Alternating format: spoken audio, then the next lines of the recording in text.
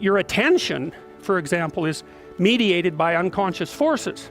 And you know that perfectly well. And this is another Freudian observation. You know, if you're sitting down to study, for example, your conscious intent is to study, but you know perfectly well that all sorts of distraction fantasies are going to enter the theater of your imagination non-stop and annoyingly, and there isn't really a lot you can do about that except maybe wait it out. You know, so you'll be sitting there reading and your attention will flicker away. You'll think about, I don't know, maybe you want to watch Jane the Virgin on Netflix or something like that, or maybe it's time to have a peanut butter sandwich, or you should get the dust bunnies out from underneath the bed, or it's time to go outside and have a cigarette, or maybe it's time for a cup of coffee, or it's like all these subsystems in you that would like something aren't very happy just to sit there while you read this thing that you're actually bored by, and so they pop up and try to take control of your perceptions and your actions non-stop.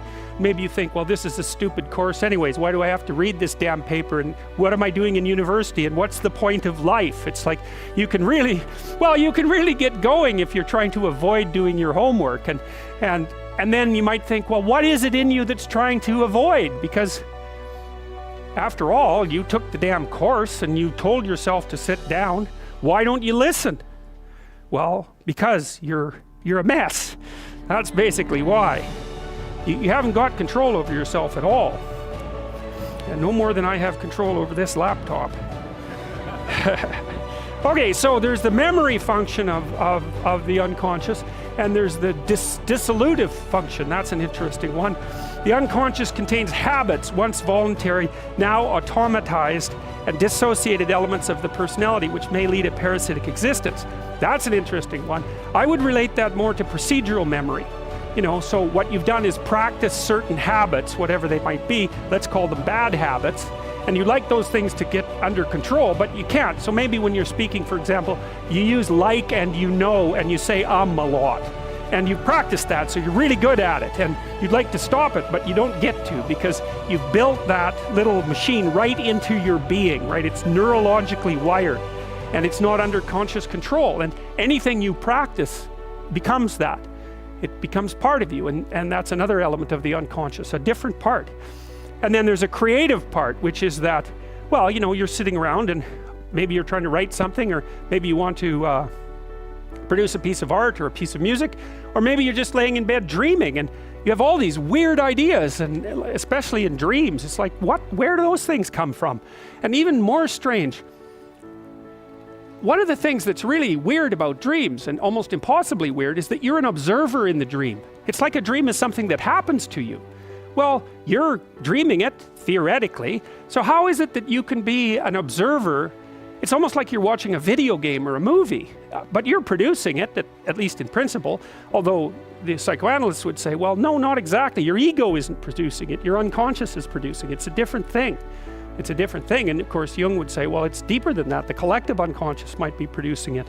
It's, in some sense, it isn't you exactly, or it isn't the you that you think of when you think of you. And that's the ego from the Freudian perspective, the you that you identify with, that's the ego. And outside of that is the unconscious. The id, that's more the place of impulses, and you could think about those as the biological subsystems that can derail your thinking, right? And that govern things like hunger and sex and aggression, and your basic instincts is another way of putting it. And it's a reasonable way of thinking about it, because these are subsystems that you share with animals. You share them certainly with mammals, you share most of them with reptiles, you share a lot of them with amphibians, and even going all the way down to crustaceans, there's commonality, for example, in the dominance hierarchy circuits. And so these are very, very old things, and the idea that you're in control of them is, well, you're not exactly in control of them. And I would say the less integrated you are, the less you're in control of them, and the more they're in control of you. And that can get really out of hand, you know. You can be, like with people who have obsessive compulsive disorder, for example, which seems to be, I would say, the dissolutive elements in some sense of the unconscious, the way that it's portrayed here.